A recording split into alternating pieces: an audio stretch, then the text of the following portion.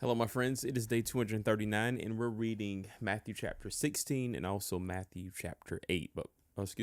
Matthew chapter 16 and Mark chapter 8. But before we get into our recap today, I want to thank you for taking a moment to check out this video. Hopefully, you're finding the yearly Bible reading program incredibly helpful, engaging, and everything you need it to be to help you read the Bible every year. As you all know, we are coming to the end of this year's reading, and if you'd like to get a head start, you can check out that description box below, and you'll find a link that will take you directly to this year's calendar. But I tell you what, it'd probably be best to check out www.selflesschurch.org, where we are beginning to prepare for our yearly reading community group for next year. So if you like to learn more about the things we'll be doing next year, please make sure you sign up, check out the website, and we'll be more than happy to have you join us next year.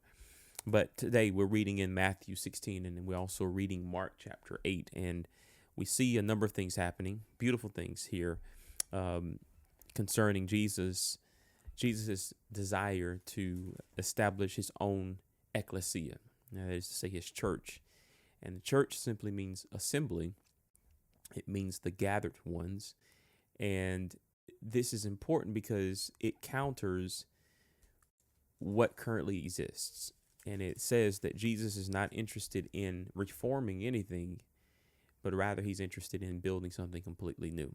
And you have to think about that, because Jesus could have very well come down here and reformed Judaism, but that's not what he wanted to do.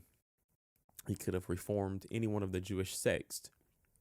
He didn't want to do that. He could have reformed the community of Jewish believers. He didn't want to do that. What he did is he came and built something completely different. And I say this because a lot of times we spend too much time maybe trying to reform something that God is trying to replace.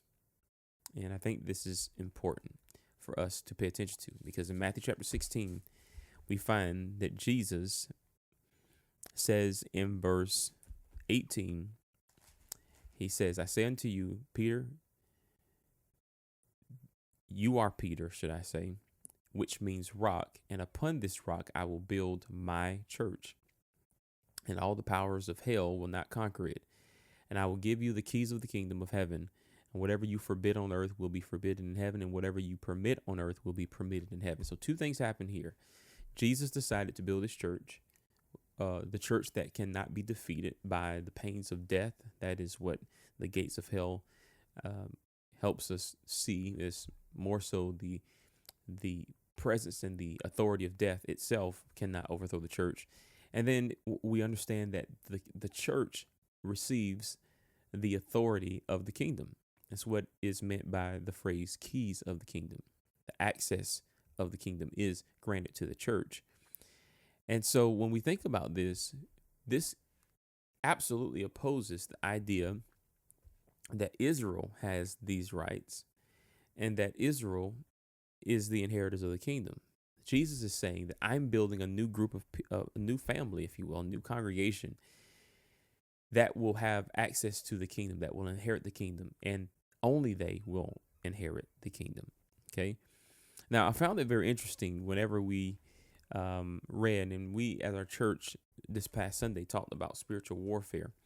And I found it interesting to see in this passage an example where Jesus himself seemingly is in the midst of some sort of spiritual warfare when he's preparing to go to the cross. Now, we understand that spiritual warfare is the conflict between good and evil, between light and darkness, that intends to prevent the will of God, prevent the work of God.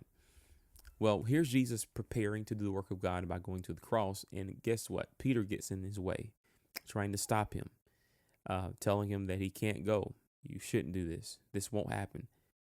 Jesus refers to him as Satan and says, you are a dangerous trap to me. You are seeing things merely from a human point of view, not from God. So you see, that opposition positioned him to be an adversary to Jesus. And Jesus, knowing that he has a plan, he saw that as something that needed to be rebuked and cast away.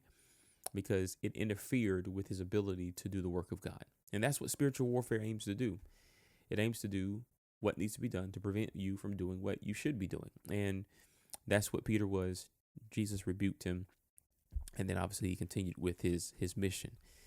When we continue to read in today's reading, we see that there are also some things going on where Jesus is being countered by Pharisees, the Jewish leaders of the time. They're questioning his authority. They're questioning why is he doing what he's doing, and Jesus refers to them as a sort of a unbelieving generation. And he, as Moses said in his time, that this generation won't get the signs that they're looking for. They need to believe the message. And that is going to be the thing that ultimately leads to their detriment, their failure, because they're not going to believe based on what Jesus is saying. And so they're going to lose out. And that's the terrible thing about what we're seeing happen here in the Gospels, is that Jesus is opening himself up. He's sharing the message. He's doing amazing things, and people still are not convinced. And so we see Jesus working very hard. And then Mark's gospel is a bit more fast, because in Mark's gospel in chapter 8, Jesus is already predicting his death. So we'll continue to see that happen. But we just want to note the way in which Mark promptly moves through the life of Jesus, because his goal is to just give us I won't say shorthanded, but the overall the picture of what's going on. So very good reading today. I would love to know your thoughts. I'd love to know what you're thinking, what stood out to you. Please leave it in the comment box below, and hopefully we can have some great conversation around it. But until next time, thank you for watching. Take care. God bless. And remember, live by the word.